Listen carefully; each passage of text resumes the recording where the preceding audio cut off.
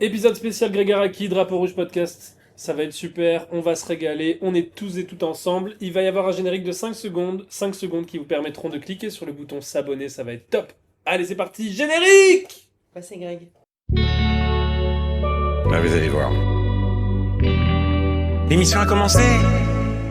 Bonjour à tous et à toutes, bienvenue dans Drapeau Rouge, le podcast cinéma. Je suis Florian Epp, co-host de ce podcast magnifique. À mes côtés, Guillaume André Petit. Gap, d'habitude, ça va ou quoi le Gapo? Ça va très bien, ça va très bien. Bah, magnifique ça! Qu'est-ce qu'on est bien ici? Qu'est-ce qu'on est bien, surtout qu'on est de retour avec la marraine du podcast. Adélaïde est avec nous. Hello, hello, j'espère que vous allez bien. Ça va ou quoi? Bah, ça va super, ambiance tamisée, ambiance nocturne pour cet enregistrement de podcast, pour Tout vous est raconter bien. des petites histoires au coin du feu, j'adore. En cosplay, personnage de Greg Araki. Mais évidemment, C'est mais fortement j'ai apprécié. sorti le cosplay déjà même pour Spider-Man, cosplay de la vie de tous les jours finalement. Aujourd'hui, vous l'avez compris, nous allons parler de Greg Araki. Nous allons revenir sur toute sa filmographie. Non, pas toute. On a squeezé les 2 premiers films parce qu'ils sont Et- trop durs à trouver. Et que, vas-y, c'est des films de fin d'études, machin. On va parler des 10 films de Greg Araki, à partir de The Living End jusqu'à I Want Your Sex. Oui, non mais oui. I Want Your Sex, dont on a parlé en long et en large dans l'épisode précédent, qu'on vous invite à aller écouter. Et nous, on va y aller tout de Bah suite. allez, hein, c'est parti. Tout de suite, c'est parti. Faisons ça. Greg Araki, pour un rapide retour, né à Los Angeles en 1959, il a 66 ans. Ça nous avait choqué dans l'épisode précédent, En ça effet. nous rechoque à nouveau. Les films dont on ne va pas parler, le premier est sorti en 1987, Three Bewildered People at Night, qui est sorti, $5 000 de budget, film qui reprend quand même les thèmes de Greg Araki malgré tout, mais très dur à trouver, très rudimentaire. Bref, le deuxième film 2 ans plus tard, The Long Weekend, encore une fois $5 000 de budget, les mêmes thèmes comme d'habitude qui vont revenir plus tard dans sa filmographie, par notamment The Living End, Mm. sorti en 92, et un film irresponsable de Greg Araki, Oui. comme il le dit dans son générique. Un film qui va être un road movie avec des ruptures de ton entre comédie, drame. Il va y avoir plusieurs choses. C'est le début du cinéma d'Araki, très patchwork. Déjà son inspiration, Godard, années 60, Nouvelle Vague, Clairement. entre autres, mais en tout cas une de ses plus grosses inspirations. Inspiration beaucoup de John Waters aussi. Cinéma queer, cinéma marginal, cinéma violent, original, tout simplement. Oui, Bon Greg. oui, c'est ça. On est sur un road trip. Il y a beaucoup de cinéastes ont commencé, on va dire, même si c'est pas vraiment son commencement, mais vous avez compris. Quasiment. Quasiment commencement avec un film de road trip comme ça. Et on peut penser à Terrence Malick par exemple, Bien sûr qu'on embrasse. Qu'on Bad embrasse. Blood, super film. évidemment. Mais original, ouais. Déjà original. Ouais. Il y a déjà pas mal de choses qui feront la base de tout son cinéma, finalement. Mm. Sur des marginaux. Des marginaux qui ont envie comment dire, des jeunes adultes qui ont envie de fuir leur vie. Et qui, comment dire, et en plus bah déjà, il y a beaucoup de choses déjà sur la liberté sexuelle. Et en plus, il va ajouter le point de vue sur le sida dans le film. Ouais. Ce qui est un thème principal. Et ouais, moi je trouve que Mais déjà c'est. surtout, Greg Araki, né du coup en 1966, donc lui, Oui. les années SIDA, il les a pris de plein fouet, vu qu'il il devait avoir la petite vingtaine quand l'épidémie ça. est arrivée. Donc je pense que c'est un moment qui l'a énormément marqué. Bah, il y a ce truc de. Bah, ça tue la jeunesse en fait. Enfin, c'est. Ouais. C'est. Voilà. Mais bon, c'est. Et Déjà ouais, exceptionnel. c'est un film plus... C'est un de ses films les plus politiques, je trouve, Mm. de Living End. Enfin, clairement, clairement assumé politique. Ah oui, oui, clairement. Moi, il y a une scène qui m'a beaucoup marqué dans ce film, qui est pourtant très simple et pas justement. Araki va souvent aller dans les images chocs.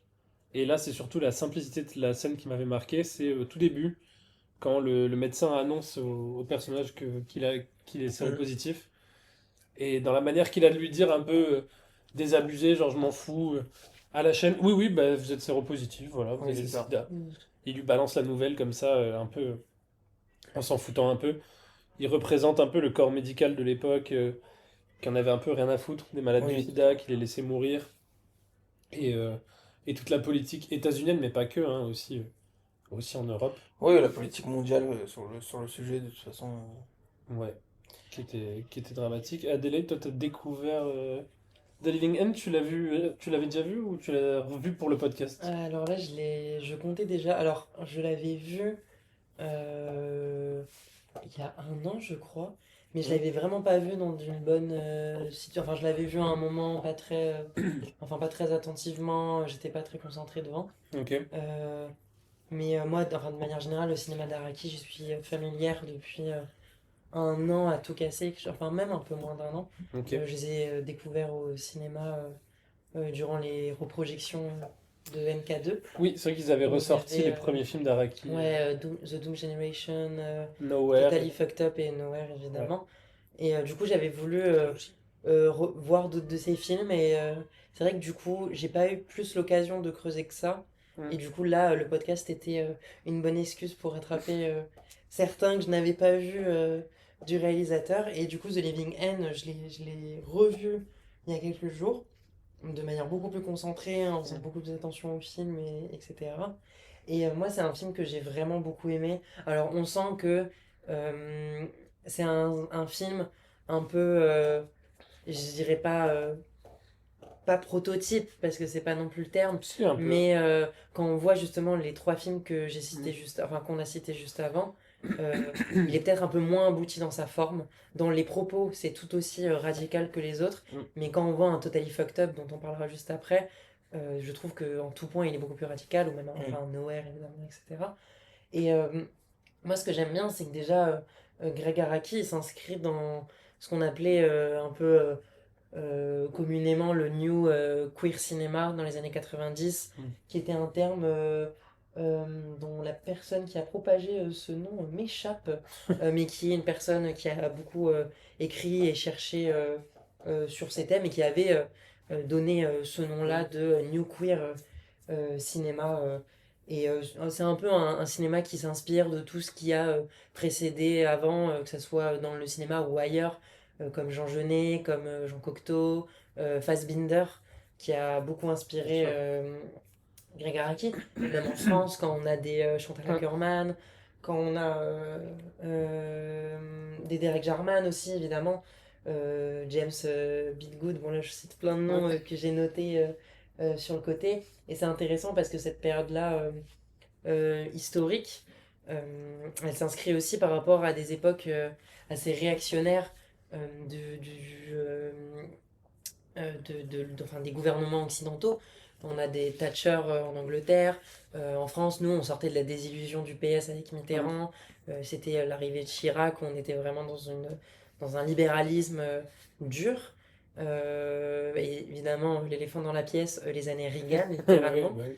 Donc voilà, et c'est en ça que Ragaraki a un cinéma super intéressant, Hmm. c'est qu'il s'intéresse aux identités, aux fantasmes, aux désirs, aux expériences vécues des personnes marginalisées, et notamment queer dans la grande majorité du temps, qui subissent un peu ce cynisme de leur quotidien en fait, imposé à la fois par la crise du sida et à la fois par les gouvernements Ouais. réactionnaires libéraux. Moi, ce que j'ai beaucoup aimé dans ce film-là, c'est que il s'intéresse au personnage principal qui a atteint du VIH Hmm. comme un personnage complètement anarchiste qui est dans la mentalité de nos futurs. Et c'est intéressant de se poser cette question-là parce que souvent, on a un peu des figures dans le cinéma qui sont à brandir le no futur comme une esthétique d'une jeunesse qui, au bout de quelques décennies, sera complètement absorbée par le système.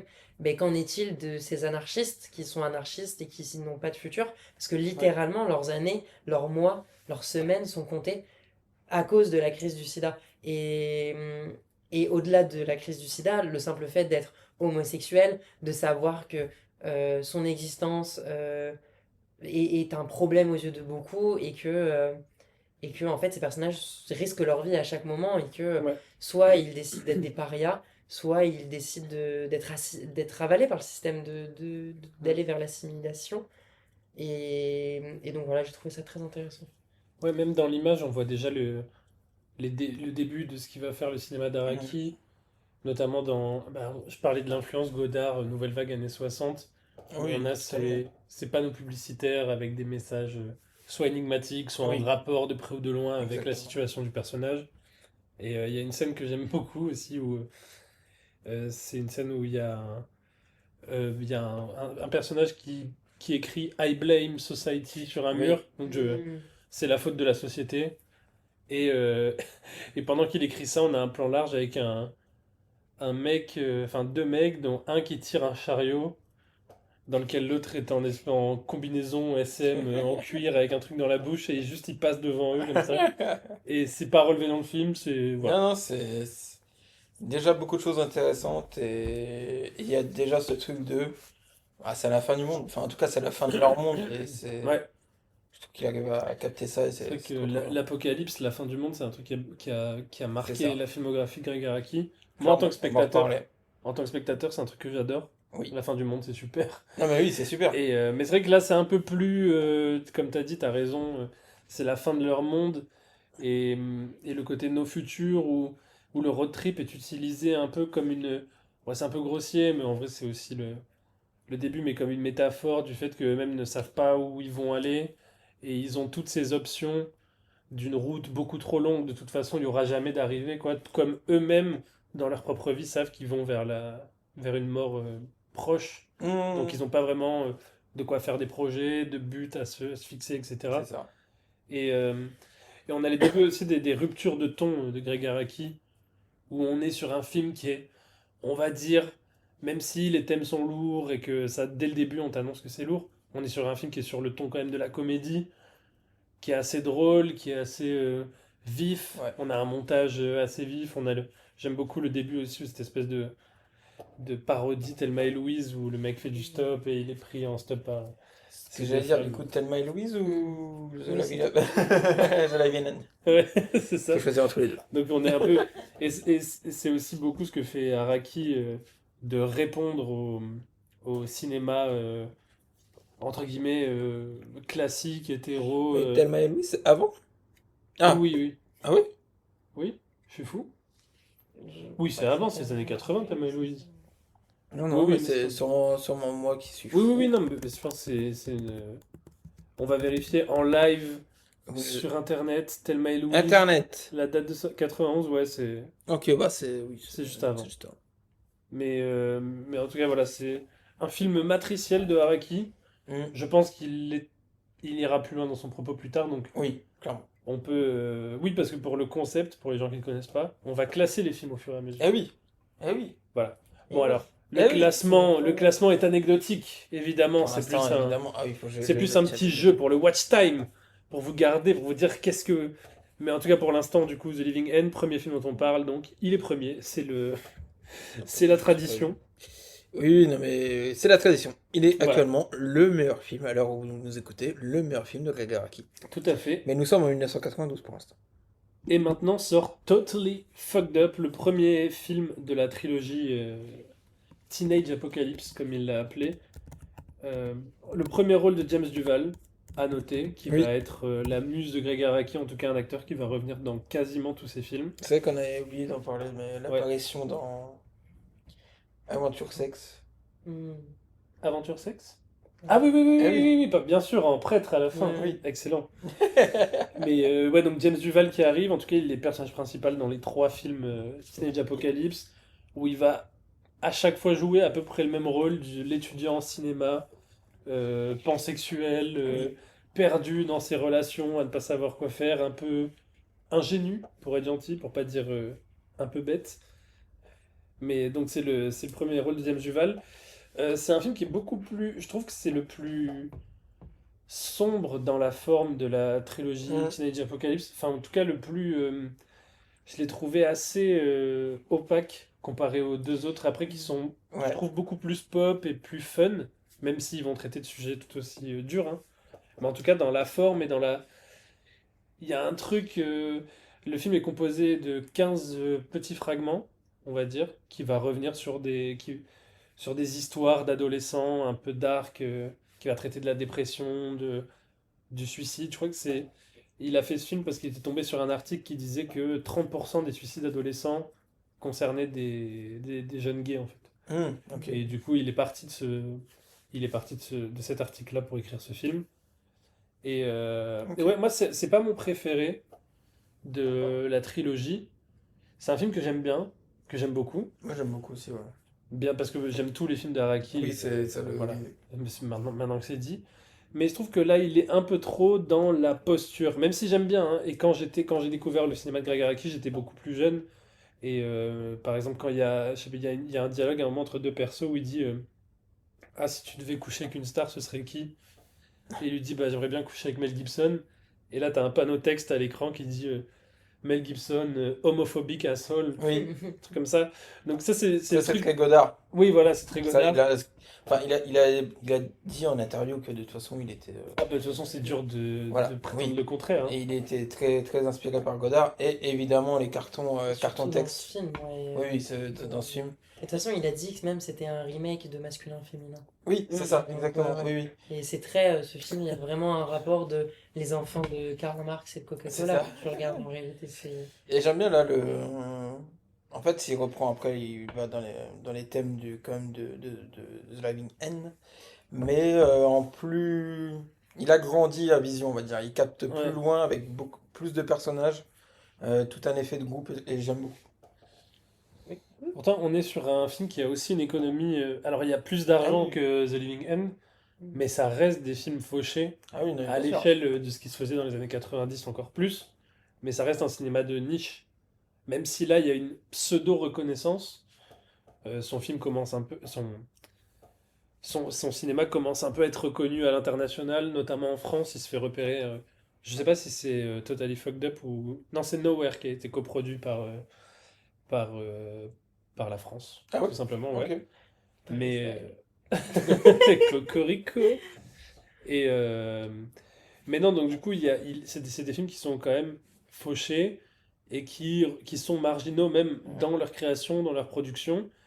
Mais je pense que Araki veut ça aussi, parce que son esthétique, elle est à la fois, on sent qu'il subit le manque de moyens, mais en même temps, il l'embrasse, et parce qu'il a envie Oui. il a envie d'être à contre-courant et de proposer une autre image. Et ouais, tu voulais dire. Et oui, bah en fait, c'est complètement de ce qu'on pourrait dire un cinéma queer, parce que très souvent, le mot queer, bah, aujourd'hui, il est complètement dépolitisé. Hein, Oui. de toute façon, on le fourvoie avec le terme LGBT, LGBTI, LGBTIQIA+, bref, etc. Alors que voilà, queer, il y a vraiment un rapport politique aux choses, un rapport de, comme je disais dans le podcast de la semaine dernière, contre la normalité hétéropatriarcale, contre les normes de genre de manière générale, etc. Et son cinéma, tout comme un cinéma par exemple de Derek Jarman, etc., est queer parce que, ne serait-ce que dans les moyens de production Hmm. en soi, c'est un cinéma queer parce que c'est un cinéma qui n'existe que dans la marge et qui ne peut pas être assimilé à un autre cinéma, un cinéma beaucoup plus, imaginons, hollywoodien pour rester dans la sphère états-unienne. Et moi j'avoue, je vais pas le dire où je le place encore pour garder un peu de suspense, mais moi c'est un film que j'affectionne pardon, énormément. J'aime énormément ce côté très faux docu que ça a. Vous avez comparé à Godard très justement, mais il y a aussi une autre référence qui me saute aux yeux, c'est Act Up et Hmm. les sources vidéo que Act Up faisait et Queer Nation qui était une branche, enfin une branche, des gens de Act Up états-uniens qui ont fait une version d'Act Up new-yorkaise. Et c'était des extraits, enfin des vidéos que Act Up tournait qui s'appelait Diva TV. Et c'est clairement, enfin ça fait clairement penser à ce que fait Totally Fucked Up Mhm. dans la forme et même dans le fond. Et ce que j'aime bien là-dedans aussi, c'est que c'est vraiment en fait, il s'intéresse à un cinéma, pas que de l'identité. Il s'intéresse à une question de rêve, de désir, de fantasme. On peut l'appliquer à Totally Fucked Up, mais aussi au reste. Et parce que c'est des rêves, des désirs, des fantasmes, mais aussi des craintes, des peurs, de comment une jeunesse qui milite pour ses droits, milite pour le fait d'exister, mais juste existe, fait du bruit, existe de manière générale, casse tout, etc., etc., vit aussi dans cette crainte constante Ouais. de se faire effacer, en fait. Et je trouve que le film arrive à plutôt bien voilà, mélanger tout ça, sexualité, Mhm. solitude, espérance, existence, expérience de vie, et c'est, ouais, t'es paumé entre ton homosexualité et la solitude, quoi, un peu. Donc, c'est assez intéressant. Je suis d'accord. Écoutez, on le met devant The Living End, Ah, moi, je le mets devant. largement. Hmm. Et il passe premier film de la trilogie Teenage Apocalypse de notre bon Araki. On vous recommande évidemment de voir les films, hein, ça va sans dire. On enchaîne avec The Doom Generation en 95, qui est un film. Moi j'ai découvert Araki avec ce film-là. Ok. À l'époque, donc ça remonte les enfants. Les enfants. On est en 2012-2013, je pense, quand je découvre Doom Generation. Ah oui, Et ça remonte un peu. ouais, et je prends une petite claque parce que je suis dans ma période où je découvre le cinéma, je commence à être cinéphile et à m'ouvrir à d'autres choses, mais j'étais jamais tombé sur un truc pareil à ce moment-là. Comme tu disais tout à l'heure, Adélaïde, qui est en fait un cinéma queer dans son essence, quoi, dans le mot premier du terme. Clairement. Et on retrouve là totalement le. Bon, on est encore dans du road movie, on est sur un triangle amoureux, sur des personnages qui sont, en tout cas, sinon bisexuels, pansexuels, gays, en tout cas qui explorent Mm. qui explorent Et tout le spectre, qui se découvre vraiment, parce que c'est ça. Et on a, encore une fois, revient, je trouve, le propos politique de Haraki, cette fois beaucoup plus vindicatif, je trouve, sur les États-Unis. Ouais, Il y a ouais, évidemment totalement. cette fin avec les néo-nazis, le drapeau états-unien. T'en parlais la semaine dernière, Adélaïde, je crois. Non, c'était pas. Oui, c'était la semaine dernière, ouais. Sur ce retour à la réalité, en fait, où on a. Ouais. Bah, ça que j'aimais bien dans le cinéma d'Araki, c'est que à la fois il permettait une espèce de d'évasion de la vie réelle par son cinéma, de faire quelque chose de pas très réaliste avec des personnages hauts en couleur, des situations rocambolesques, mais à La la fin, réalité, la réalité rattrape toujours ouais. ça, on sort de là et bah, le drame arrive, l'homophobie existe et tue des gens, etc. Et j'avais pris une sacrée claque et ouais, vas-y, Non, vas-y, n'hésite pas à si me tu couper la veux. parole. Non, non, mais Mais après, après, je fais des tunnels, sinon c'était non, mais trop. vas-y, vas-y. Non, mais oui, bah en fait, pour rebondir sur ce que tu dis là-dessus, c'est. En fait, ce qui est intéressant dans le cinéma d'Araki, c'est qu'il est très gueulard. Enfin, il est très Mm. haut en couleur, ça t'envoie dans tous les côtés, un montage très dynamique. Et ça se traduit par le fait que tout simplement, c'est ça être queer, en fait. En fait, c'est. Comment dire? Attendez, petit moment. Mais c'est aussi se faire entendre quand personne t'écoute et que Oui, exactement. comme disait Don Choa dans Mystère et Suspense, on t'écoute quand tu fais du bruit, que tu casses ou que tu pointes Oui, une arme. voilà, exactement. Et du coup, c'est un peu. Araki, il était un peu là-dedans, oui, effectivement, dans le truc gueulard. Et je pense qu'en 2013, quand je découvre le film, j'ai 16-17 ans. Bah, j'ai besoin de ça, en fait. J'ai besoin Ouais. d'avoir un cinéma qui me hurle dessus, quoi. Mais Pour me. parce que c'est ce que le cinéma. Alors, pas tout le cinéma queer, parce que Non, non, il y a par de exemple, tout. Derek Jarman, quand on voit par exemple Blue, C'est effectivement, l'inverse. c'est tout l'antithèse. Oui. Blue, pour ceux qui l'ont pas vu, c'est un film de 1h15 où il y a juste un écran bleu. J'en dirai pas plus, mais c'est un incroyable film. Et oui, ce que je voulais dire là-dessus, c'est que, par exemple, Alperin, dont je parlais la Mm. semaine dernière sur l'art d'être gay, il soutient que d'être gay, ça se résume pas forcément à une question d'orientation sexuelle, et c'est aussi une pratique culturelle.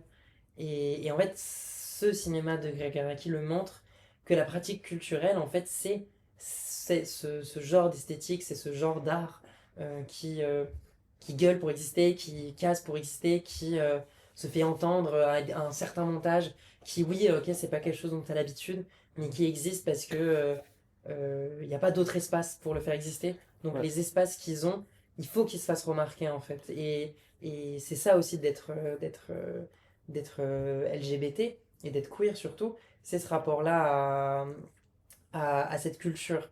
Et ce que je trouve aussi intéressant dans ce film, c'est que du coup, les méchants dans le film, les méchants états-uniens, Oui. nazis, tout ça, ils ont aussi une forme pas d'excentricité, mais de gueulante, mais on voit que c'est pas sur le même axe et que tout ne se vaut pas au final que, oui, ok, quand Hollywood, il va te mettre plein d'effets tape à l'œil dans tous les sens, en fait, c'est pas la même chose. Quand Non. c'est un cinéma qui est queer, c'est pas du tout le même propos, c'est pas du tout les mêmes valeurs, et qu'au final, du coup, les États-Unis et Hollywood, en te mettant toutes ces paillettes, après te donne un retour à la réalité qui est ultra terne, ultra fade, et qui détruit en fait au final ce qui réellement est vital en fait, est Ouais. vitalisé, est rempli de vie, est rempli d'humanité. Et je trouve que cette fin justement de The Doom Generation, il se traduit par ça en fait. C'est comment les oppresseurs qui gueulent ont tué les marginaux qui gueulaient aussi, quoi, en fait. Bien sûr. Non, je rajoute juste que j'adore. Je trouve qu'il y a encore une évolution dans l'esthétique, Mm. dans son esthétique, Greg Araki sur ce Mm. film. Et c'est, on va dire, c'est peut-être un peu plus gore, un peu plus dégueu. Il y a un côté un peu plus dégueu, Ouais, mais ça reste trop beau, quoi. C'est incroyable ce film. mais c'est aussi parce que je pense qu'il y a une. J'allais dire, c'est pas plus réaliste que les autres, mais Oui, il c'est a ça. un côté plus terre à terre, je Oui, trouve, il a un côté plus film classique, on va oui, c'est dire, ça. comparé à Nowhere C'est ça. et Totally Fucked Up, où il est quand même dans des codes d'un. Tu vois, on n'a pas trop d'événements absurdes, Mm. à part à la fin. Oui, C'est l'horreur de une absurdité affreuse, mais tout le film, tu pourrais le suivre. Il y a une ligne, une conductrice. mm, Les personnages, bon, voilà, ils fluctuent. James Duval, on sait pas trop ce qu'il veut. c'est ça. Le mec dont j'ai oublié le nom, qui joue aussi dans Splendor, là. Oui, Le troisième qui arrive pour bousculer un peu leur en couple, etc. théorème. Oui, voilà, en Udo Kier dans. Non, c'est pas Udo Kier, je confonds toujours les deux blazes. Dans Théorème, c'est. Comment il s'appelle? Ah, c'est. Pas, il est décédé récemment en plus. Terence Stamp. Oui, c'est ça. En Terence Stamp dans Théorème. Ben, en fait, il vient un peu mettre le bordel dans le couple, mais pour la bonne raison au final, Mm. puisqu'il trouve une espèce de dynamique entre les deux, entre les trois du Enfin, il y a coup. une alchimie qui Voilà, se une crée. alchimie qui se crée entre les trois, et qui va aussi, là, tu parlais dans le film Queer, qui va remettre en question le couple hétéronormé, la monogamie, etc. C'est ça. Et ça commence là, et oui, effectivement, c'est beaucoup plus gore, Oui, clairement. beaucoup plus. Enfin, il y a quelque chose de plus. Je pense que Clairement. Araki aussi trouve son. il f- il- Je trouve que le film fait moins cinéma de la débrouille que ses films C'est ça. précédents. On sent que là, il a envie de faire un truc un peu plus, entre guillemets, professionnel, plus accessible Oui. peut-être, pour mieux tromper le spectateur, tu vois, de se dire, en fait, peut-être que si je les chope, déjà en mettant un. Le film commence en mettant hétérosexual movie by Oui, Gagaraki, c'est tu vois. ça. Alors que celui d'avant, c'était homo Homosexuel, movie. oui. Donc là, il essaie, il se dit, peut-être que si je les chope au début en leur disant, c'est un Mm. film hétéro, je leur montre un couple, machin, bah du coup, la fin va être un peu plus. Je vais plus les cueillir, quoi. Une espèce de Ouais. manipulation comme ça intéressante de. Araki qui a toujours une espèce d'ironie sur le spectateur que j'aime beaucoup.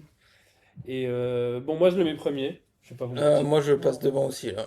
Ah, ah, Ah, ah. oh. Déjà, petit aparté très léger, Vas-y, vas-y. c'était Rudy Rich, la personne qui a inventé le terme de New Queer Magazine. Voilà. Bien sûr. Je vous laisse parce On que l'embrasse. je retrouverai le nom. Ok. Bref, et du coup, alors moi, je vais vous étonner. Je vais vous étonner. Attention, Vas-y. je le mets derrière Totally Fucked Up. Ouais, mais on est 2 contre 1. Ouais, bah On est malheureusement deux contre je suis en infériorité numérique. Malheureusement. Je prends ça pour de l'homophobie. Non, je rigole. Nous venons de faire preuve de mon chemin. Homophobie, misogynie, tout ce que Oh tu veux. non. Mais il passe premier. Mais peut-être pas pour longtemps, puisque tout de suite nous allons parler de Nowhere, donc le dernier film de la trilogie Teenage Apocalypse de Greg Araki, Trilogie Cornetto. avec de quoi? Trilogie Cornetto.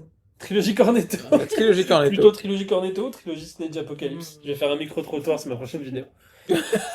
Euh, donc là, Nowhere, on est dans un. Il est intéressant ce film parce que déjà le casting est absurde. Il y a vraiment tout et n'importe quoi dedans. T'as beaucoup de personnages. On est sur un espèce de film choral, film qui Mhm. se déroule sur une seule journée. Et ça, j'aime beaucoup, premièrement. Ouais. Là, on est vraiment dans la quintessence, je trouve, du cinéma de Greg Araki. Il y a tous les thèmes, tout est là. Ah oui, oui. En 1h20, tout est là. Euh, les triangles amoureux, la tromperie, le fantasme, la fin du monde, les aliens, tout y est. Ouais. Et c'est un film que je trouve. Tu parlais tout à l'heure, Adélaïde et moi, c'était un axe que j'aime beaucoup. Et j'ai oublié de parler la semaine dernière pour Aventure Sexe, mais que Araki, c'est vraiment un cinéaste du fantasme et Ah, qui va essayer de toujours mettre en image le fantasme. On voit souvent des personnages en train de se masturber et on voit toujours à quoi ils pensent. Et il le tourne toujours de manière humoristique ou un peu, comment dire, surréaliste en mettant. hum, Mais c'est intéressant parce que c'est aussi ça le fantasme. Le fantasme, c'est le truc qui n'a pas de prise avec la réalité. C'est tu pars d'une situation réaliste et t'en fais quelque chose de complètement fou parce que c'est dans ta tête, parce que ça. Et c'est ça aussi c'est en ça que le cinéma est fascinant et le cinéma de Gagaki est fascinant sur ça. C'est que lui, on a l'impression que t'es toujours dans la tête d'un. T'es toujours dans ces fantasmes oui. à l'écran, quoi, qui est pas dans la façon Mais glauque. Gérard Depardieu, des trucs comme ça, c'est ça. ou Tarantino qui monte des pieds parce que c'est ça son kiff et tout. On est dans autre chose, et je trouve que dans Nowhere, on est typiquement là-dedans d'un personnage qui commence, je crois que c'est la scène d'intro, où James Duval est dans sa douche, il commence à se masturber en pensant à sa meilleure pote, et ensuite en fait il change et sur un homme, puis ensuite il retourne sur Oui. les deux. Donc je sais pas, j'aime beaucoup cette scène-là. Mais oui, parce que bah, je trouve ça intéressant que le fantasme, il est, comme tu le dis, il est montré, mais aussi il est montré frontalement. C'est-à-dire que, hop, on te met le Ouais, fantasme c'est du ça. personnage dans ta gueule et tu vas rien faire. Et tu vas, en fait, on va tout te mettre tout le temps plein dans la gueule, tout, que ce soit les pires thématiques ou des thématiques stylées, séduisantes, crasseuses, crasse-pouilles, bref, tout ça, tout ça. Et c'est vrai que là aussi, tu dis penser à sa meilleure pote, après il pense à un mec. Et j'aime trop comment, en fait, il s'intéresse au genre, aux sexualités, à tout ce qui crée en fait les personnes queer ou les personnes marginalisées de manière générale euh, de façon fluide. Ils Mm. créent une fluidité dans leur rapport et du coup le genre en fait est instable. Le Ouais. genre est instable, la sexualité est instable, les personnes marginalisées sont instables, tout est en perpétuel mouvement en fait. Il y a toujours du mouvement dans ces films. Mm. Et limite ça serait du coup ce que je trouve de plus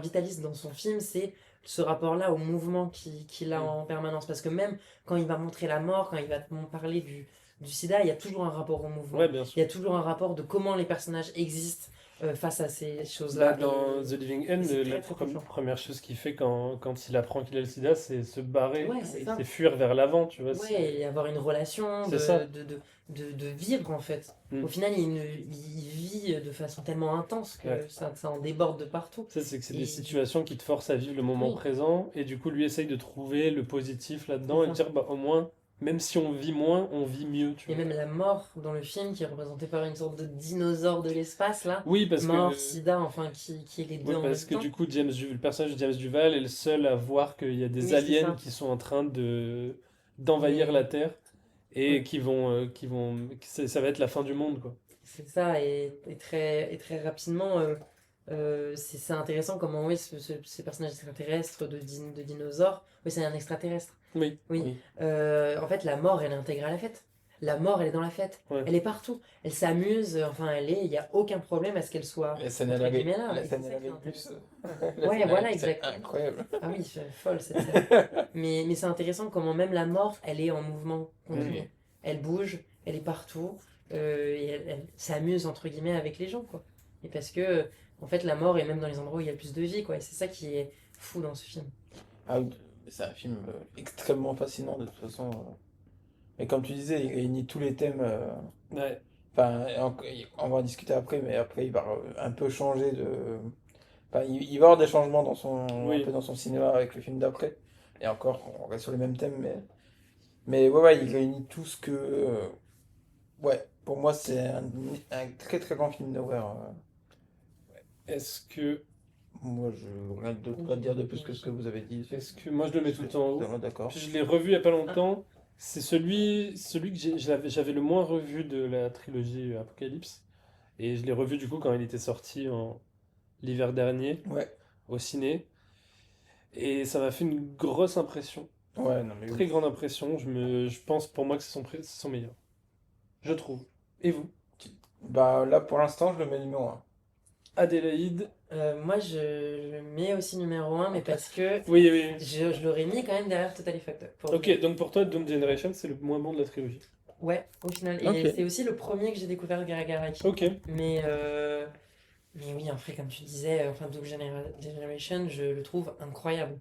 Et, euh, et The Living End aussi est très très très bon. Oui, Mais bien sûr. en fait, c'est le genre de réalisateur où même dans, entre guillemets, ses films les moins aboutis, ça reste du très très bon matériel de réflexion, de artistique de manière générale, Mm. etc., philosophique. Donc voilà, moi je trouve ça assez fou. Mais du coup, oui, Nowhere en première place, amplement mérité.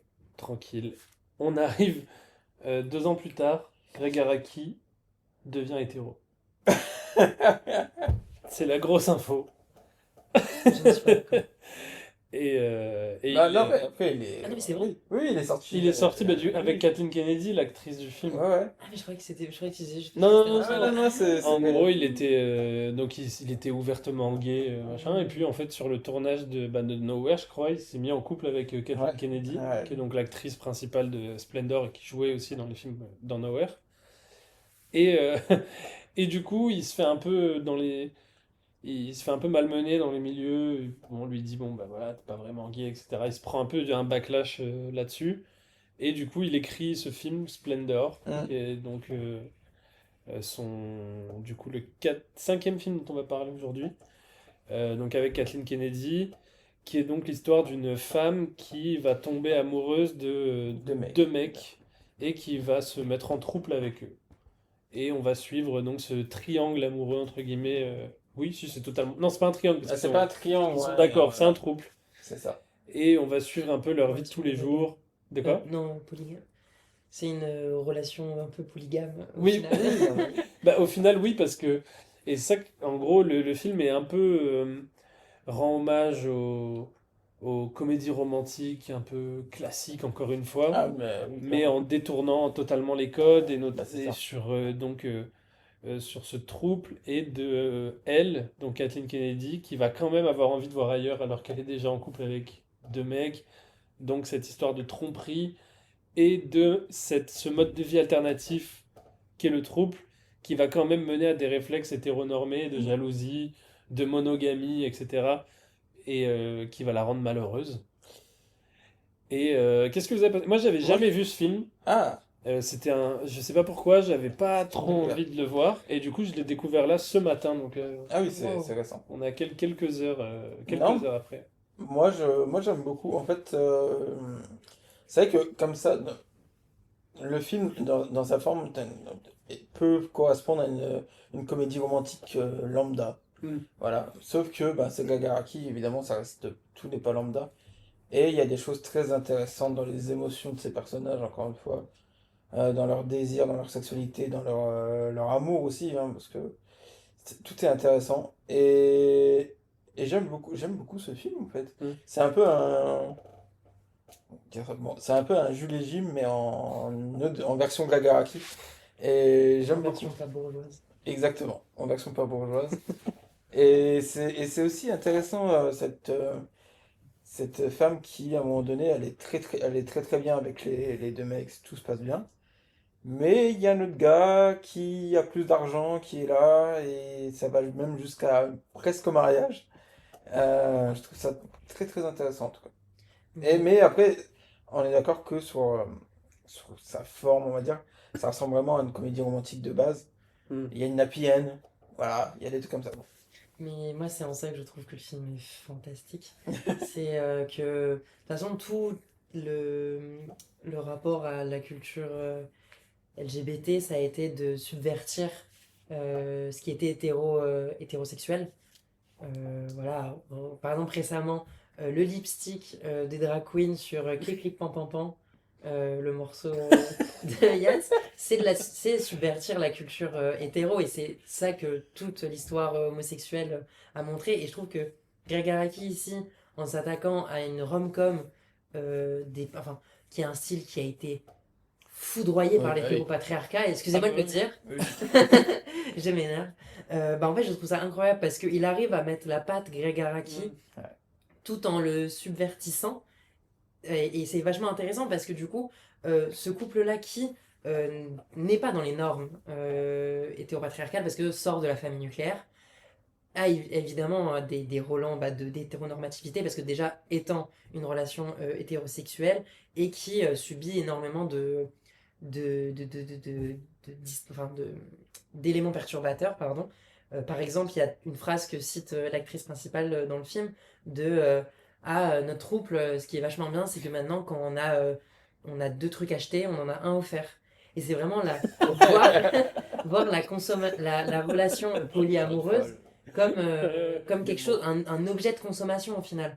Et ça va dans le fait que dès qu'il y a un enfant, c'est l'impossibilité d'imaginer cet amour, le fait d'avoir un trouble, comme autre chose que dans les normes hétéro-sociales, nucléaires, et que donc, ah non, mais cet enfant, il faut absolument qu'il soit avec un père, qu'il y ait un mariage, etc. Parce que sinon, il ne peut pas y avoir de famille, que la famille c'est compliqué. On peut le comprendre parce que les structures étatiques font que c'est très compliqué pour, même encore aujourd'hui, un couple de 3 personnes, du coup un trouble, puisse avoir et s'occuper d'un enfant.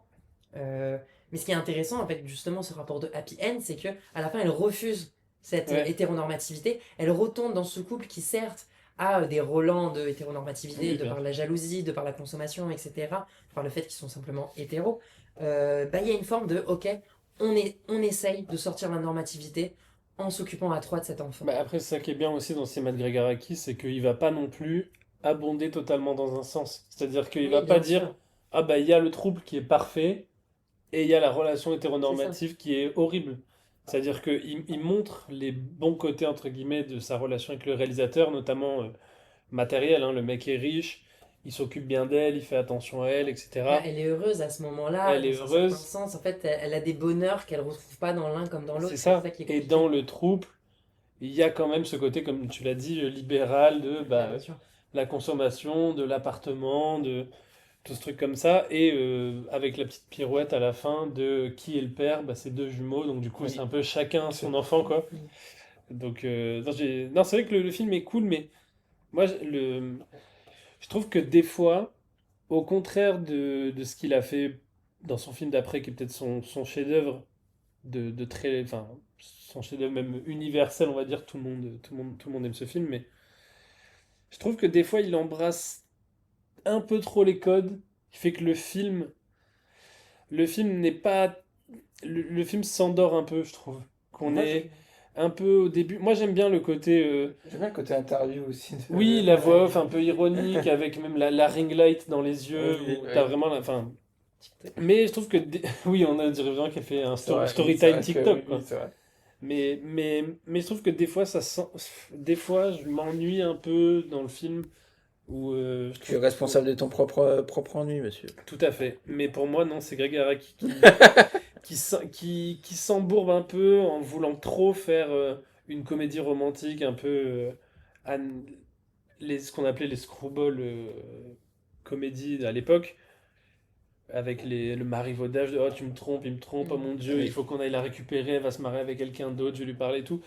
Bah au final, ça reste quand même beaucoup dans les clous, je trouve Mm. formellement. Là où il nous avait habitués Je suis à d'accord. avoir une forme un peu plus originale. Là, on rentre. En fait, j'ai pas grand chose à me mettre sous la dent en termes de mise en scène dans ce film-là. J'aime bien la scène du premier date avec Abel, je crois qu'il s'appelle, Oui, où ils sont dans ce restaurant et où en fait t'as des espèces de caméras et derrière eux sont projetées des vidéos d'eux-mêmes en oui, oui. direct. Et donc t'as ce truc qui est intéressant dans un premier date où le dernier truc que t'as envie, c'est que tu sois projeté en grand écran juste derrière, où t'as vraiment envie de te cacher et tout. Donc il y a ce truc que j'aime Je bien et trouve un peu après dur je quand suis même, dur. parce que même la scène de fin où ils interrompent le mariage, enfin pardon, mais la scène où ils sautent dans la piscine, Oui, en mais fait c'est ils drôle, reprennent ce truc bien de, sûr. oui, dans les films où ils interrompent le mariage, ils interrompent toujours de façon ridicule, et bah là carrément il fait des sauts qui sont pas Bien sûr. réalistes, il termine dans la piscine à deux en disant non mais reviens vers nous. En fait la scène est tellement surréaliste que je trouve que justement j'aime bien ce côté un peu, il a subverti la rom-com mais par parcimonie, Ouais. et je sais pas, je trouve intéressant, même sa pote qui a l'air d'être lesbienne et qui est dégoûtée quand elle se marie ou elle hurle en mode Oui, oui. non. Non, mais bien sûr, il y a C'est- des, il y a des, il y a Il y a des, il y a plein des d'idées comme vrais, ça qui sont vraiment folles, je il trouve. y a des vrais éclairs de génie, mais je trouve que voilà, c'est des éclairs et de temps en temps, ça ronronne un peu. Mais j'aime beaucoup le film, hein. Pareil. Je dis juste On que n'a je pas le mets dernier. foudroyé ton cœur. Non, Ok. je le mets dernier. Ah ouais? Bah oui! Mais non. Ah non. Alors moi, je tiens à te le dire, je le mets. Ah, j'ai envie d'être provoqué un peu. Ah ouais? Mais non, mais parce qu'en fait, du coup, là, non, bah non, bah, je le mets évidemment derrière Totally Fucked Up. Ouais, bah pareil. Je le mets devant Living End, mais. Mais moi, dans mon top Living End, perso, il mais- est bien, bien plus haut. Voilà, je tiens à le dire. Ok. Et j'emmerde les bien-pensants. Non, je rigole. Oh non, merde, bien pensant, c'est les woke. Je plaisante, c'est une blague. Nous sommes woke. On arrive avec Mysterious Skin de Greg Araki, adaptation du roman de Scott Heim sorti en 95. Scott Heim qui a harcelé Greg Araki pour qu'il adapte son roman pendant des années. Araki n'avait pas osé le faire, il se sentait pas capable. Il accepte finalement en 2005, donc 10 ans après, d'adapter ce roman de Scott Heim, du coup, Ouais. avec Brady Corbett, Oui, voilà, réalisateur de... Merde, comment s'appelle son film déjà? Architecte, là. Oui, Je sais pas. Brutaliste, The Brutalist. qui est donc le réalisateur de The Brutalist, et Joseph Gordon-Levitt, entre autres. On parle pas sans micro, s'il vous plaît. Je serai intransigeant là-dessus. Donc c'est un film qui traite de sujets... bah, certes, le sida, c'était déjà un sujet assez lourd, mais là, on va parler de pédophilie, les amis. Mhm. On va y aller tous ensemble. C'est un... Bah oui, bah oui. On va y aller tous ensemble. Tous ensemble avec la pédophilie. Non, mais c'est peut-être son film le plus grand public, bizarrement. En Oui. tout cas, le plus classique dans sa forme, encore que ça reste du Greg Araki. Mais je trouve qu'il atteint un niveau de pudeur tout en n'étant pas.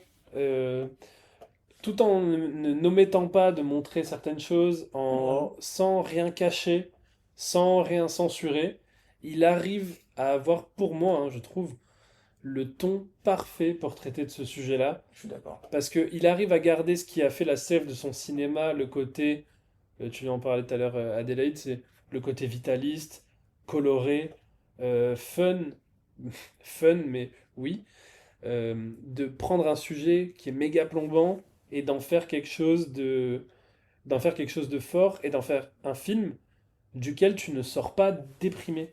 Oui, c'est Ce ça. qui est pour moi peut-être le truc le plus politique que tu peux faire au cinéma, c'est de prendre un sujet dramatique et d'en faire une expérience presque galvanisante pour le spectateur, de sortir du film en ayant envie de vivre et pas en ayant envie de crever. Alors que c'est un sujet qui parle de deux enfants qui ont été abusés par leurs professeurs quand Exactement. ils étaient jeunes, etc. Je trouve que c'est un très grand film. Au-delà même de la filmographie de Greg Araki, je trouve que c'est un très grand film, un des chefs-d'œuvre pour moi du cinéma du 21e Je suis siècle. totalement d'accord. C'est un film Mm. incroyable que j'ai revu plusieurs fois dans ma vie et qui à chaque fois j'ai découvert de nouvelles, de nouvelles grilles de lecture, de nouvelles scènes qui m'ont marqué. Il y a une douceur, une pudeur de Araki qu'on... Tout à l'heure, on parlait du fait qu'il nous hurlait dessus, qu'il aime faire des vannes, etc. Là, il montre une autre facette aussi de sa personnalité de réalisateur. C'est toujours des extraterrestres. Évidemment. On va Évidemment. pas non plus tout, tout envoyer mais vers le pareil, feu. la représentation extraterrestre pour faire une image du traumatisme. Enfin, c'est. Ouais, non, je suis d'accord, totalement d'accord avec toi. Ce film est exceptionnel en tout point. Et bravo, le Meraki. Il m'a eu. Et comme tu dis, oui, c'est vrai qu'à la fin, il n'y a pas ce sentiment. Il y a. Enfin, ce dernier plan où ils sont tous les deux sur le canapé, là, C'est magnifique ce c'est film. magnifique. C'est extraordinaire. Mais oui, c'est ça, c'est le fait déjà d'aborder ce sujet-là avec le personnage de Neil, de avoir subi un abus et du coup de tomber dans un rapport d'hypersexualisation de son propre corps, et du personnage de Brian, qui reste dans une forme de naïveté par rapport à avoir subi cet abus-là du même coach sportif. Et ce que je trouve vraiment super touchant, c'est que sans parler forcément, oh là là, petit moment émotion, sans parler de ma vie, j'avoue que moi, dans mon passé, j'ai eu, enfin, ce film a fait beaucoup écho à ma vie sur certains points. Et je trouve que justement, en fait, ce qui est intéressant d'avoir mis ces deux personnages-là en avant, c'est le fait de. Là, enfin, c'est deux allégories, un peu, ces personnages-là, deux métaphores. Ouais. Et en fait, dans la construction sociale, après avoir subi un abus, en fait, tu alternes un peu entre Brian et Neil, en fait. Tu peux très bien être l'un ou l'autre, mais il y a, encore une fois, tout ce rapport de fluidité, au-delà de genre, c'est d'être tout court. Quand je parlais de genre, de sexualité, de fantasme, d'expérience vécue, c'est l'être humain dans toute sa Mm. complexité. Et là, le film le montre aussi que, en fait, quand tu subis ça, tu n'es pas juste victime. Tu es quelqu'un qui va exister et qui va avoir un rapport à son existence sûrement fucked up, Mm. sûrement qui aura besoin de soins, etc. Mais tu existes, et tu existes d'une certaine façon qui, là aussi, est à la marge des systèmes dans lesquels nous sommes régis. Et je trouve que oui, effectivement, le film est super touchant et te donne tellement d'espoir, tellement Ouais. Mm. de vitalité. La fin, où il y a une forme de confrontation en mode là maintenant on en parle, Mm. ça pourrait arriver en mode on surexplicite le truc, en mode scène de film standard, on explicite, mais là non. En fait, ça apparaît comme le fait de dire, bah bien, en fait, qu'on commence à affronter nos traumas en face, quoi. Encore une fois, tout ce propos de.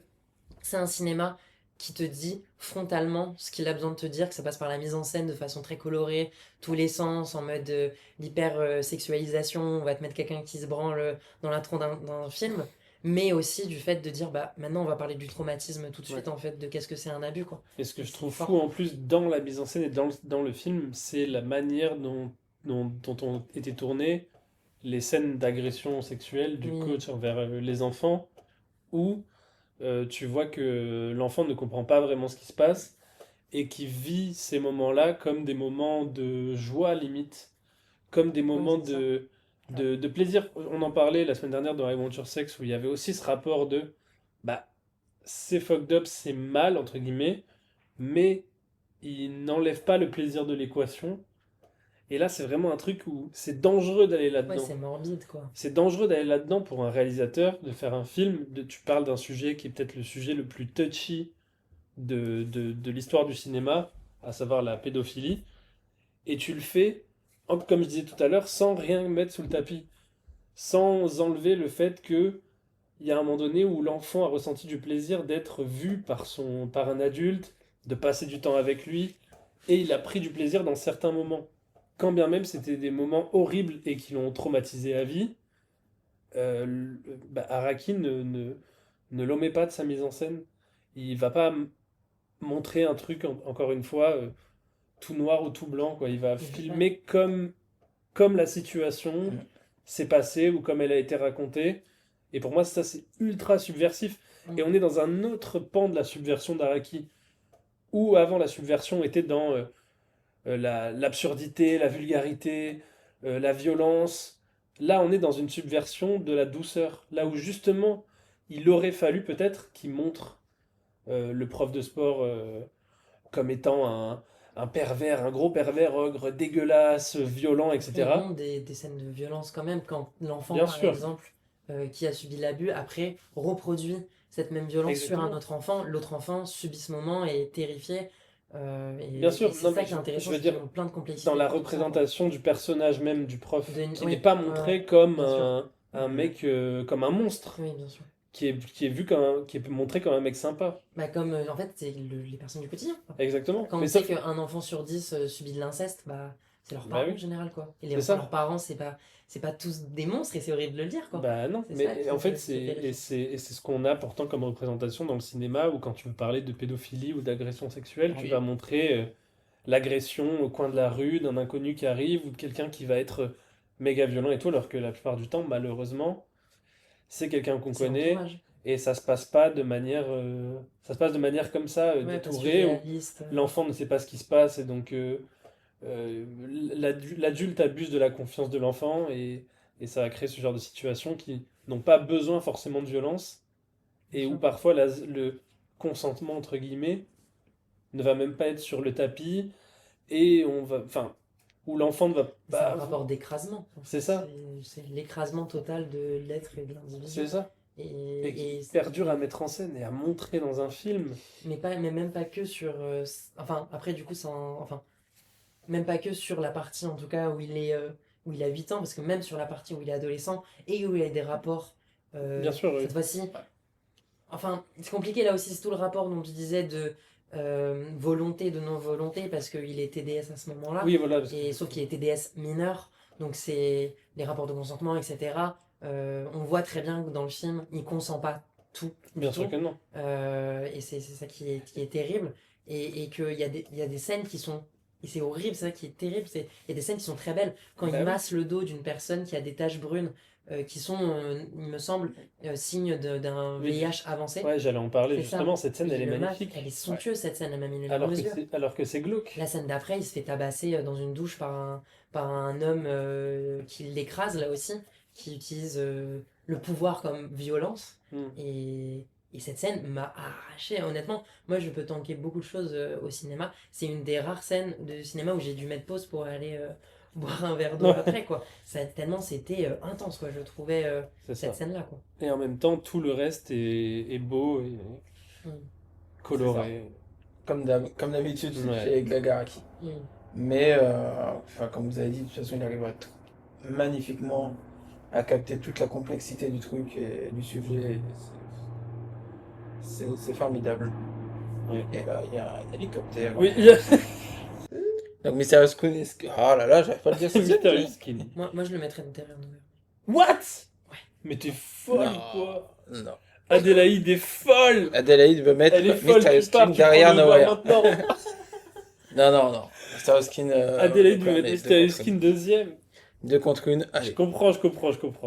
Non, mais je comprends parce que Nowhere c'est exceptionnel aussi. Oui, je comprends. En vrai, je l'aurais mis juste derrière, mais parce que Nowhere et Totally Fucked Up sont tellement. Ce que je trouve être les représentants de un cinéma queer sont tellement. Mm. Sont tout ce que j'aime dans le cinéma. Mais Mysterious comprends. Skin est incroyable. En fait, pour moi, c'est en vrai, ils sont indépartageables. Mais moi, ça me va très bien la première place. Ok. Attends, mieux car il est premier. On passe maintenant à Smiley Face, 3 ans plus tard, après avoir parlé de tous ces sujets-là. Araki a envie de se fendre un peu la poire. Il a bien raison. Et du coup, il appelle Anna Faris, cette queen, pour faire Smiley Face. C'est un stoner C'est ça. movie qui n'est pas écrit par Greg Araki, pardon. J'ai oublié, j'ai pas noté le nom du scénariste. Je m'en excuse platement aux auditeurs auditrices. Là, on est purement sur un stoner movie. J'allais dire classique, non, parce que ça reste Araki qui s'amuse avec sa mise en scène. Mais en tout cas, on est sur un film qui n'est pas plus qu'une comédie débile. Et C'est moi, ça. en tant que fan de comédie, j'adore, Mais- j'applaudis. Je suis fan hardcore de ce film. Je l'avoue ce soir. Je l'ai revu il y a pas longtemps en plus. Je ne sais plus comment ça s'appelle. Je voulais lui faire un shout-out, mais j'ai oublié. C'est un critique que j'aime bien, qu'il avait passé au cinéma, les écoles Cinéma Club, Ok. en 35 mm, Ok. et qui avait présenté le film, et j'étais allé le revoir, et c'était incroyable. J'avais beaucoup ri, encore une fois. Anna Faris, pour moi, c'est la GOAT. Oui. Actrice, acteur, tout confondu, c'est la personne qui me fait le plus rire au cinéma états-unien. Elle est incroyable. Scary Movie, c'est toute mon enfance, c'est toute ma vie. Et là, dans Smiley Face, ce qu'elle fait, c'est très peu, hein, mais en fait, je pense que tu mets n'importe quel comédien, comédienne à sa place, le film n'a rien à voir et Mais oui, je suis n'arrive d'accord. pas à la cheville de ce qu'il est. Mm. Voilà, pour moi, je trouve qu'en termes de comédie, c'est ce qui se fait de mieux dans... Bah. Pour moi, ça se tape avec des Step Brothers de Adam Mhm. McKay, ça se tape avec toutes ces grandes comédies de Joe D'Apato. En fait, Glagaraki, on connaît son écriture depuis le début, on en parle, hein, mais il y a toujours beaucoup d'humour Mm. dans son cinéma. Et il est très très très très fort pour écrire des scènes humoristiques. Donc qu'il fasse une comédie, juste une comédie, c'est pas du tout étonnant, je trouve. Et oui, tu as tout à fait raison, ça fonctionne très bien. Évidemment, bien aidé par son actrice, ça passe, enfin, c'est génial. C'est encore une fois enfin, à contre-courant, c'est pas toujours à contre-courant, mais encore une fois, il arrive à faire quelque chose de différent. Et ça marche, ça fonctionne. Il a le fluide en fait, ce monsieur. Quel gros. Il a le Non, goût. je suis d'accord. Quel film tellement bien. Je vais citer une personne proche de moi qui a réalisé La Veuve du Marin.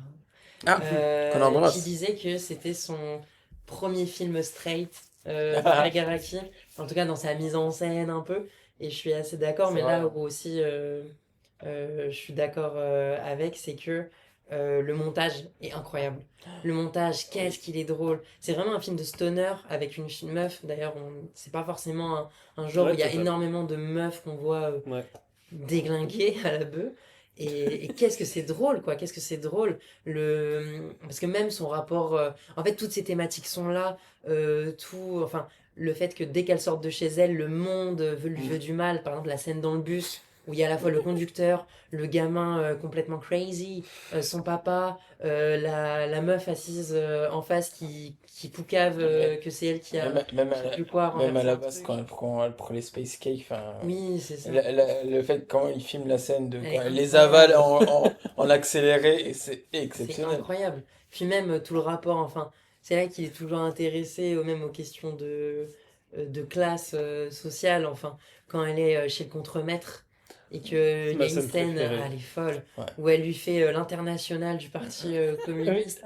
Et En fait, elle pense qu'elle parle. l'international communiste, pardon. Elle pense qu'elle a un discours méga. Alors qu'elle est juste défoncée. Alors qu'elle est en train de dire Dude, C'est ça. I mean, come on! Alors que dans sa tête, elle pense qu'elle dit Depuis le 18e siècle, nous nous faisons exploiter par le. C'est Mais incroyable. au final, là où Greg Araki, il y a tout un amour de ces personnes-là en marge. Et c'est bien qu'aussi, enfin, c'est cool qu'il ait fait autant de films queer. Et c'est cool aussi qu'il fasse sur d'autres pans de la marginalité, Ouais, je pense à que. savoir les personnes droguées. Parce que à la fin, elle fait un truc ultra stylé. Elle Oui, littéralement mais ça, distribue le mais oui, manifeste du oui, parti. mais ça, c'est Enfin, fou. non, pas le manifeste. Si, Si, c'est le c'est le manifeste. manifeste du parti Oui, communiste. Oui, c'est le pardon. manifeste. De C'est quand Engels elle est et elle est sur Karl une Marx, grande roue et d'un coup elle jette. Je crois que c'est une édition originale, je crois, Ouais, Oui, c'est ça, du oui. manifeste. De Qu'elle jette. Enfin, c'est l'époque. exceptionnel. C'est. Les gens reçoivent une pluie du manifeste du parti. Ouais. C'est Enfin, ça. c'est exceptionnel. Et, qu'est-ce que je voulais dire déjà Moi, j'ai pas Et peur. John John Krasinski, bien oui, sûr. Krasinski. Quelle belle idée aussi Ah de oui. prendre. Oui, c'est vrai. Quelle belle idée de mettre ce personnage geek incroyable. Ouais, j'ai pas peur de dire que j'ai un peu découvert Karl Marx grâce à Smiley Face. C'est incroyable. Bah, en J'adore. gros, quand je découvre Araki, donc j'ai 16-17 ans, un truc comme ça, et je tombe sur Smiley Face, ça me parle direct parce que les stoner movies à ce moment-là, je suis fan hardcore. Harold et Kumar, Pineapple Express et tout, c'est des films que j'ai adorés. Smiley Face s'inscrit un peu dans cette lignée-là. Et du coup, bah, Karl Marx, je connais de nom, mais je connais pas trop l'œuvre et tout. Et en fait, c'est le moment où je commence un peu à me politiser aussi. Et donc, je trouve ça cool qu'elle parle de Karl Marx. Et bah, du coup, je commence un peu à m'intéresser à Karl Marx par Smiley Face, quoi. Ouais. Donc, c'est assez fou. Moi, j'aime énormément ce film. Il a un peu changé ma vie, quoi. Bah oui, J'y clairement. serais arrivé par un autre moyen, hein. Oui. Mais en tout cas, je trouve ça fou de mettre des rêves pareils dans un film comme ça, quoi. Et ça va, tu le trouves sympa, Karl Marx, comme personne? Comme Moi, gars, ça t'a. moi, t'a ça donné. va. Moi, écoute, ouais, ça va. Il m'inspire un peu cet homme. On va devoir dire au Ah oui. revoir à Adélaïde. Ah, mais attends, on le classe où déjà? Ah, où tu Attends, le attends. classes, toi? Euh, Moi, j'arrive pas à le classer. J'avoue que là, comme ça, je le mettrais derrière Totally Fucked Up, Ouais. mais devant Splendor. C'est là où je le classerai aussi. Ah putain, moi j'ai quand même Donc préféré finalement, ton Splendor. avis ne compte pas. Mais allez là! C'est parti! Putain, ça invite une personne queer pour le quota. Ah non, mais Rigole, clairement, rigole. c'est bon, on a rempli notre quota pour les 6 prochains mois. La Fulgence te te rappellera pas. Mais non, moi je le classerais quand même devant The Living End. Putain, en vrai, The Living End, c'est faux parce que c'est quand même un excellent film et en Bien vrai, sûr, oui. c'est bien. Mais je trouve qu'effectivement, Smiley Face Bon, les quiz là. est excellent. Et en vrai, moi, ça me va de le mettre ici. Et je vais devoir y aller, malheureusement. Je suis Eh désolée. De oui, toute façon, j'ai pas vu les 2 autres films. Je suis une très mauvaise queer. Je ne connais pas mes classiques. Donc c'est ok. Mais je vous fais plein de bisous. Juste Bisous, que j'habite bisous. dans un bled encore plus paumé que les locaux drapeaux rouges. Du coup, je Les dois m'en locaux aller. Je vous fais plein de bisous. Et je m'en vais avec Spider-Man qui me raccompagne. Du coup, ça va en référence à la semaine dernière parce qu'on tourne les épisodes au même moment. C'est la fin de soirée. Allez, bisous, ciao, ciao. Merci la marraine, merci Merci Abbé Adélaïde, d'être intervenue qui dans revient, ce qui podcast. reviendra très bientôt, hein, bien sûr. Adélaïde est partie, mais nous sommes toujours là, messieurs, dames, auditeurs, auditrices de Drapeau Rouge. Il nous reste 2 films à traiter, 2 films à classer. Le Ah, premier étant Kaboom. Kaboom, 2 infos. Première fois que Araki passe au numérique. ah Donc oui, ça y il est. tourne le film en Red One. Et deuxième info, c'est le tout premier film de l'histoire de la Queer Palm. C'est le Ah, premier film à avoir reçu la Queer Palm quand elle a été inventée. Donc, puisqu'il était présenté en compétition au Festival de Cannes ok. 2010, 2012. J'ai oublié quand le film est sorti, je ne l'ai pas noté. Le film est sorti en 2010. 2010, Donc, voilà, donc il était présenté au ouais. Festival de Cannes en 2010. Kaboom, encore une fois, on retourne sur les thèmes. Enfin, il Ouais, revient à ses thèmes de prédilection oui, qu'il c'est avait un ça. peu délaissés depuis, C'est ça. Nowhere finalement, parce que même Splendor au final il avait déjà exploré autre chose. Là il revient sur les classiques. Exactement. Personnage pansexuel, perdu dans sa vie, meilleure amie, lesbienne, totalement perdue, un peu agaçante, Hmm. la fin du monde, le complot, tout est là, on est de retour à C'est la vrai que maison. c'est. Ah, le sujet du complot dans le film est encore plus. Enfin, Oui, là on c'est. est sur une secte qui prépare la fin du monde, enfin qui... Il y a... On est sur les codes du film d'horreur hein, déjà de base, Ouais, c'est de toute ça. façon, avec ces personnages masqués qui attaquent. Non, ce film, bah, du coup, je l'ai découvert il n'y a pas longtemps, mais waouh! Ouais. C'est quelque chose parce que. Alors, j'aime déjà beaucoup ce film, mais encore une fois, la fin m'a totalement eu. Ouais. La fin m'a totalement eu. On parle encore une fois de fin du monde et d'apocalypse. Ouais. Donc là, c'est une personne d'une secte qui peut anéantir le monde, qui peut déclencher les armes atomiques du monde entier, et qui le fait, du coup, à la fin. Oui. Spoiler! Spoiler. Il le fait à la fin du film. Et c'est. Voilà, cette fin, elle est extraordinaire. C'est extraordinaire. Et surtout que quand, quand je découvre le film, je m'attends pas. Parce que ce film-là a été coproduit encore une fois par la France, Ok, Wild Bunch, je crois. ok. Et il a eu quand même une bonne distribution. Il a eu en France, je me rappelle que beaucoup de gens ont découvert Araki par Kaboom. Hmm, Et ok. moi-même, quand je découvre Araki, Kaboom, c'est un des premiers que je regarde parce que c'est le plus facilement trouvable. Ouais. À l'époque, aujourd'hui, les films ont été remasterisés, ils sont ressortis au ciné, etc. Mais à l'époque, même Nowhere, moi, Nowhere, Doom Generation et Toute Totally la Fucked Up, trilogie, ouais, c'était je compliqué. les ai vus sur Dailymotion Ouf. en VO sans sous-titres, en 11 parties. Donc c'était des trucs qui étaient difficiles à Ah, trouver et tout. quelle époque. Donc, et Kaboom était sorti en DVD, Blu-ray, au cinéma et tout, donc c'était facile à trouver. Et, et ouais, je me suis pris une claque et ça m'a beaucoup influencé, je pense aussi dans. J'ai fait pas mal de courts-métrages quand j'étais jeune aussi, qui étaient beaucoup inspirés par Kaboom de Araki, quoi. Ce rapport aux couleurs, à la fin du monde, au montage En plus, oui, très oui. cut, les gros plans, En les plus, personnages absurdes, la ouais, c'est ça, encore comédie. une fois, il est dans l'abus. Ouais, Il est dans l'abus parce que, enfin, vraiment, il y a trois autres personnages qui gravitent autour de lui, et comme par hasard, les trois personnages, en plus d'autres personnages, mais les trois personnages sont les personnes qui sont dans le complot, ah oui. enfin, qui le, c'est incroyable, qui le Et kidnappent. il y a des idées de fou, comme le. À un moment, il couche avec une sorcière et il Oui. s'en fout. Putain, On oui. revient sur les trucs aussi de I Want Your Sex, de faites des erreurs et on s'en fout. Le mec Mm. voit très bien que c'est une sorcière qui est en Ouais. train de lui lancer des malédictions et tout, mais il retourne quand même coucher avec. Enfin bref, c'est... Non, non, c'est un film assez formidable. Ouais. Et ouais, cette fin, j'avoue, je m'y attendais pas. Ouais. J'ai pris comme ça, j'ai fait, ah ouais. Ah ouais, d'accord. Et encore une fois, pareil, dans le truc coloré, il y a un générique de fin très très coloré. Ouais. Enfin, C'est c'est. beaucoup de musique aussi, on n'en a pas parlé, mais Oui, évidemment, la musique dans le cinéma de Greg ouais. Araki, c'est quelque chose aussi. C'est pas ma musique préférée en termes de ce que j'écoute, mais j'aime beaucoup l'entendre dans ces films. Là, c'est Slowdive, les Cocteau Twins, Oui, sur des groupes un peu shoegaze, voilà, on est dans ces C'est ça. ambiances musicales-là, et qui fonctionnent totalement avec son univers D'accord. visuel, et c'est génial, parce qu'on a ce truc pop aussi, et ce rapport aux musiques, un peu, on revient au film, mince, bah, la nouvelle vague, etc., Ah où tu oui, commençais à totalement. mettre des musiques, des vraies musiques dans tes films, et qui Et n'étaient là, pas des bandes son créées pour le... mais là, le cut fin du monde et Placebo juste à côté, Ouais, je m'y attendais vraiment pas.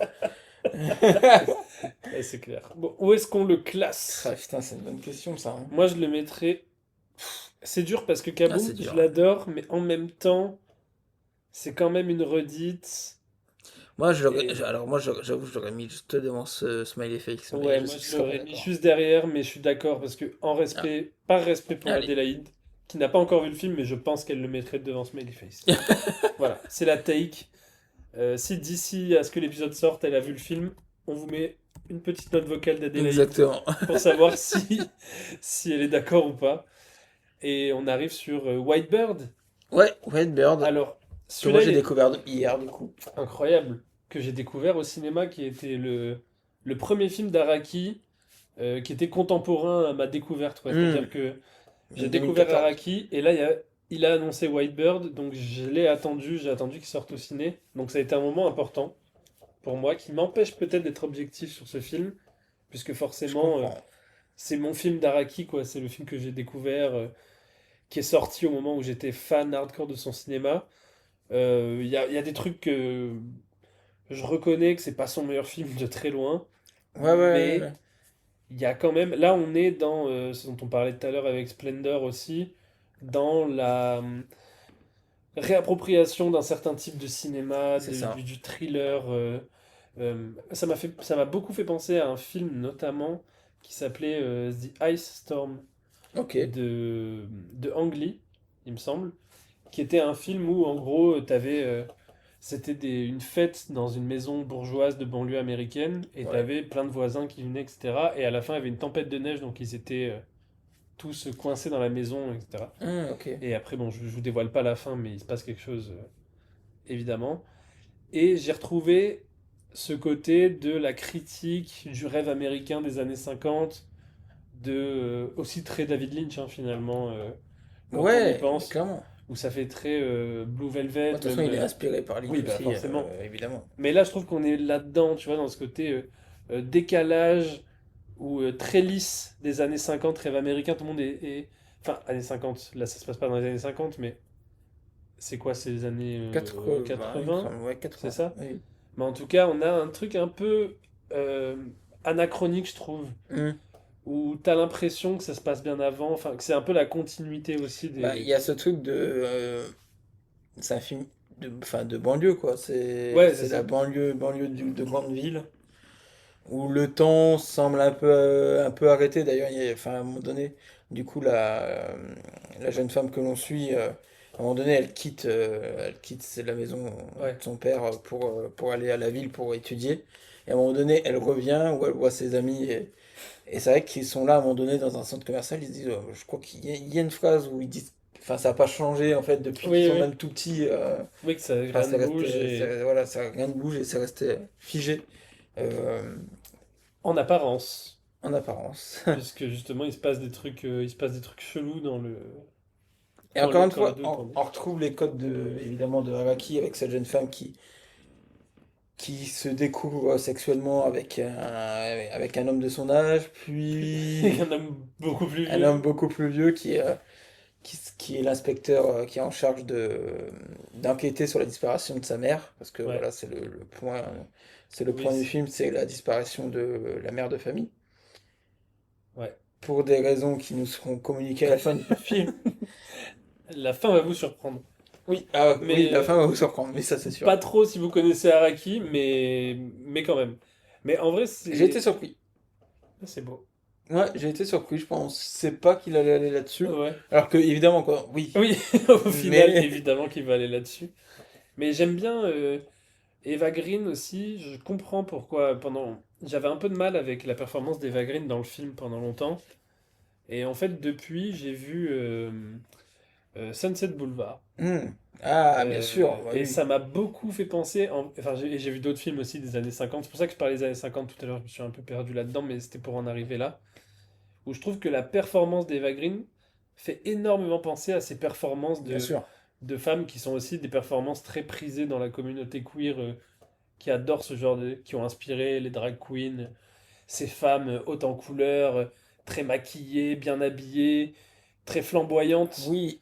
Mais là, il y a Et un côté Sunset Boulevard où triste. oui, c'est ça. Oui. Sur l'aigreur, sur la mélancolie, la Oui. nostalgie, et elle qui surjoue, mais ça rentre dans le personnage. Ouais. Et je trouve que en fait, c'est très intéressant à voir sous cet angle-là, de comment Araki se réapproprie aussi ces figures qui ont marqué sa communauté et de les remettre au goût du jour, quoi. Mais C'est.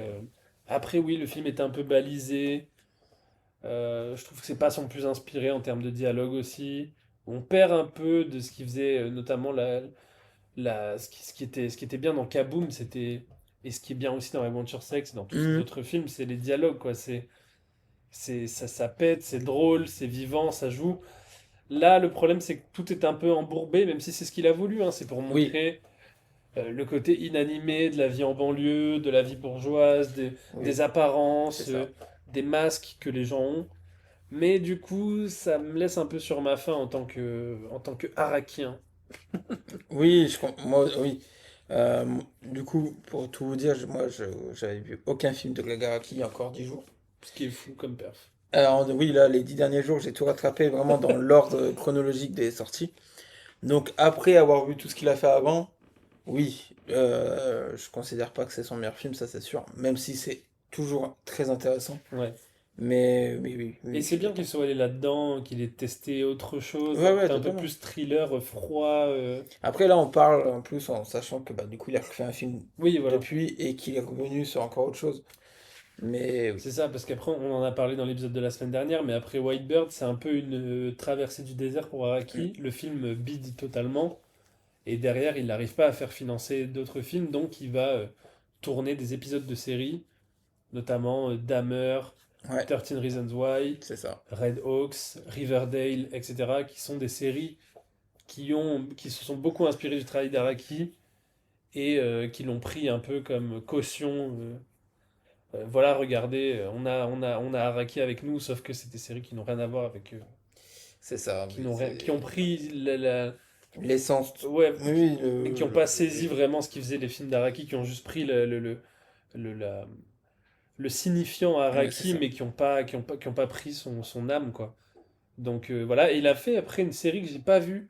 Ça faisait longtemps que je voulais la voir. Pour le coup, qu'il a écrit, je sais pas s'il a écrit, mais en tout cas D'accord. coécrit et réalisé tous les Ah ouais? épisodes, qui s'appelle Now Apocalypse, Ok. qui reprend pour le coup totalement. C'est une bande de jeunes queer avec la fin du monde qui approche, etc., qui était sorti sur Stars, qui Ok. est qui a une chaîne états-unienne qui est pas très connue. Je crois que c'est Stars. Ouais, c'est Stars.